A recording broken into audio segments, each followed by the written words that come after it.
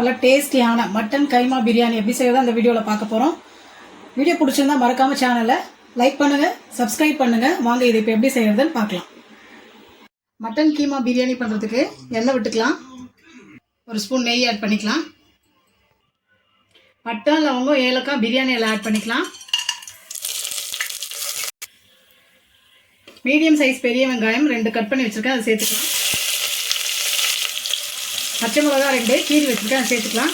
வெங்காயத்தை நல்லா பொன்னிறமாக வதக்கிக்கலாம். வெங்காயம் வதங்கத்துக்குள்ளே பிரியாணிக்கு ஃப்ரெஷ்ஷாக மசாலா அரைச்சிக்கலாம். அதுக்கு ஒரு 1/2 ஸ்பூன் சோம்பு, 1/4 ஸ்பூன் ஜீரகம், 1/4 ஸ்பூன் மிளகு, சின்ன துண்டு பட்டை, ஏலக்காய், 2 கிராம்பு எடுத்து வச்சுருக்கேன். இதை நல்லா பவுடராக அரைச்சி எடுத்துக்கலாம். வெங்காயம் நல்லா பொன்னிறமாக வதங்கிடுச்சு. இப்போது 2 தக்காளியை நீல வாக்கில் கட் பண்ணி வச்சுருக்கேன், அதை சேர்த்துக்கலாம். தக்காளி வெங்காயம் வதங்கிடுச்சு. 1 ஸ்பூன் இஞ்சி பூண்டு பேஸ்ட் ஆட் பண்ணிக்கலாம். நான் செய்கிறது 1/2 கிலோ பிரியாணி. ஃப்ரெஷ்ஷாக அரைச்ச பிரியாணி மசாலாவை ஆட் பண்ணிக்கலாம்.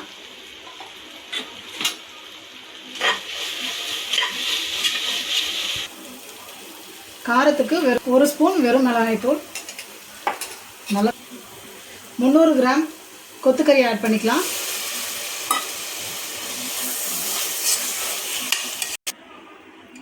ஒரு கைப்பிடி அளவுக்கு புதினா கொத்தமல்லி சேர்த்து நல்லா எல்லாத்தையும் வதக்கி விட்டுக்கலாம்.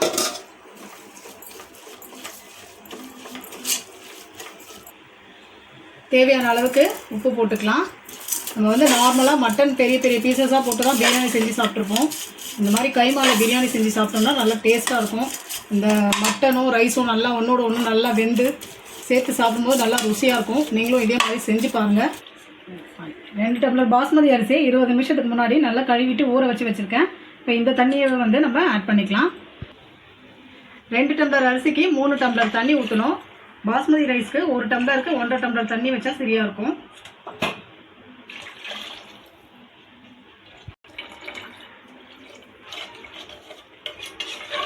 நல்லா கலந்து விட்டாச்சு.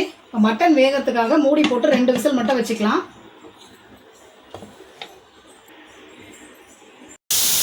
விசில் நல்லா கொதிக்க ஆரம்பிச்சிருச்சு. இப்போ நம்ம ஊற வச்சிருக்க அரிசியை சேர்த்துக்கலாம்.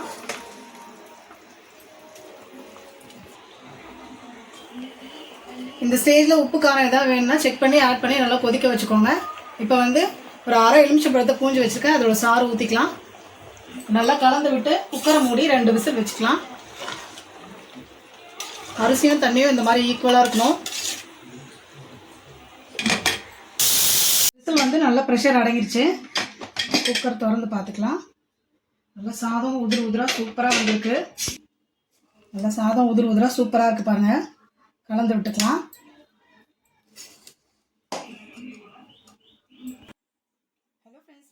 அவ்வளோதான் ஃப்ரெண்ட்ஸ், நம்மளோட டேஸ்டியான நல்ல உதிரான கைமா பிரியாணி சூப்பராக ரெடி ஆயிடுச்சு. நீங்களும் இதே மாதிரி செஞ்சு பாருங்கள். செஞ்சு பார்த்துட்டு எப்படி இருந்துச்சுன்னு கமெண்ட்ஸில் சொல்லுங்கள். வீடியோ பிடிச்சிருந்தா லைக் பண்ணுங்கள், ஷேர் பண்ணுங்கள். மறக்காமல் சேனலை சப்ஸ்கிரைப் பண்ணுங்கள். தேங்க்யூ.